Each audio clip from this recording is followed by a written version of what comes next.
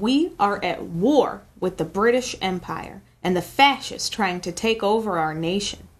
The British are now in an all-out offensive to discredit this administration and to destroy the potential for a real economic policy modeled off of the solutions Mr. LaRouche is proposing from coming out of the United States. We must not tolerate this. The defense of our republic is at stake.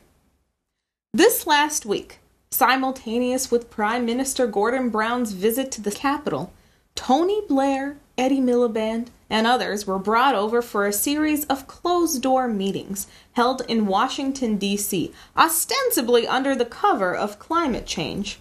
The British Legion brought in several buddies from Wall Street, U.S. governors, and a series of senators and congressmen over the course of the week to engage in special, high-budget sessions whose intention was to brainwash our leaders over the special relationship between the United States and the British. I wonder what kind of special relationship they were thinking about. In truth, however, let's look at what's really going on. Not only would any kind of green or environmentalist, aka British policy, lead to the death of millions of people on this planet and the desertification of a large part of the world, but who are these people to suggest that they could possibly have any solution to the economic crisis whatsoever? Since July of 2007, this civilization has been in an accelerating economic collapse. Millions of people have lost their homes. Hundreds of thousands of jobs have been shut down, with entire factories closing their doors. We are in an accelerated food crisis and a water crisis. We are on the brink of a dark age, with our population threatening to collapse on the order of billions, unless we change our current economic system. The blame for this can be laid squarely on the door of the British Empire, whose policies of colonialism and globalization have brought us our current crisis today.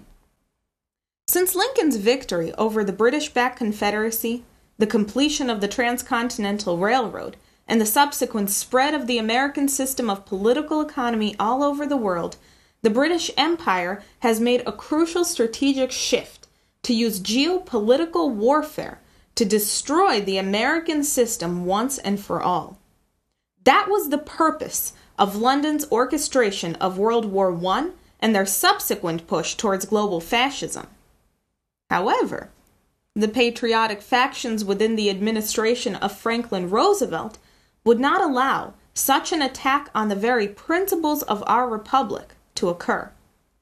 As soon as FDR was elected into the presidency in 1932 by the American people, he delivered a significant blow to Wall Street, shutting them down completely, destroying their economic operations, and holding the Ferdinand Pecora Commission, which put leading Wall Street and international financiers such as J.P. Morgan and Samuel Insull on trial in the public spotlight to account for their crimes against the American people.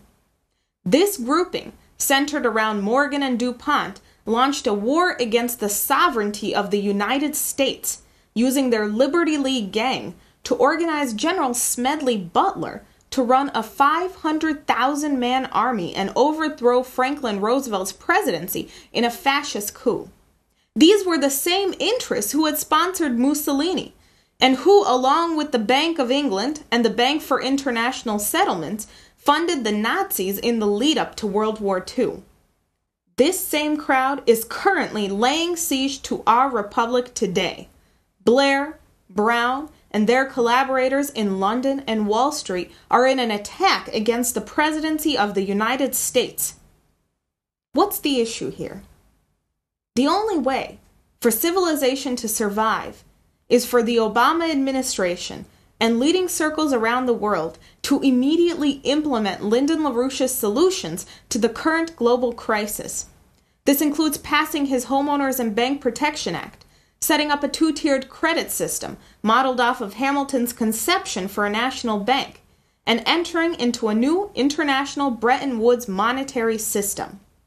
Such an action would be explicitly against the entire system of British imperialism, which has governed the world for the last 50 years and more. The problem is, the citizenry and the Congress have been in so many fake wars over the years that they don't even know what a real war is. They don't know what it means to be a true patriot. As LaRouche pointed out, the real war is against the British Empire. And the real question is, will you allow our republic to be destroyed?